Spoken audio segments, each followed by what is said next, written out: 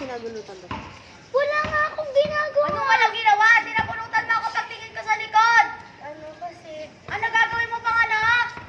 Hindi mo pa? Kasi baby, sinabunutan mo daw siya.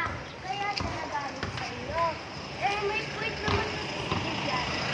Hindi na pinangalan ko nga eh. Hindi nga ako pinagsasabi pa ni Georgette.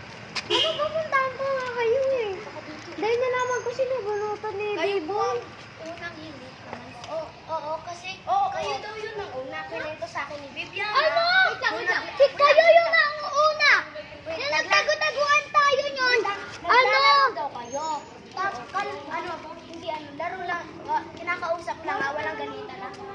Kasi daw, inaano daw yan, hindi niya daw alam na hindi daw kailangan itan. Kaya daw, nagalit daw kayo. Tapos, yun daw, sinabunutan ni B-Boy si Viviana. Inahon ko nga kayo Sabi eh. niya, may mga ganyan. Tapos, bigla siya tumakbo. Tapos, pagkatingin ko, sinabunutan niya ako sa pinakailalim ng buhok ko.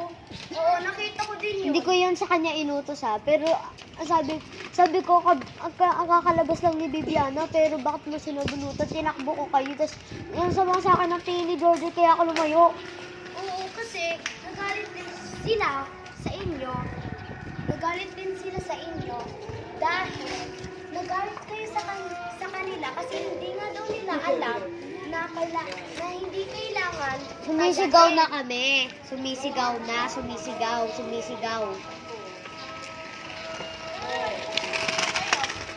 Sinasabi na namin na taya na kayo dahil lumagpas kayo ng linya ha, dahil hanggang blue lang, hanggang doon kila Viviana.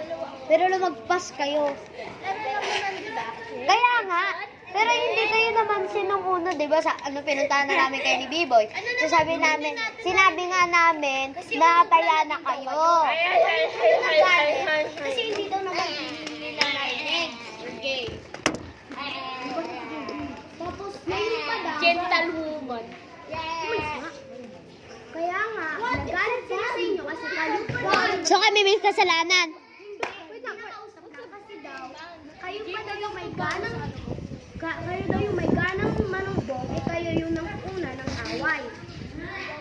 Pero may point naman kasi sila, kasi kayo yung nagsubo, pero tapos kayo yung nag-away. Pwede pa explain mo na. Diba, oo nga, naglalaro kami. Oo nga. Tapos parang sabi ko, bawal ako. Bawal ako umikot. Oo, kalma. Sila, hindi ko alam ano ginagawa doon. Parang yung sumigaw sila. So, like, yung pagkabalik nila, sabi na,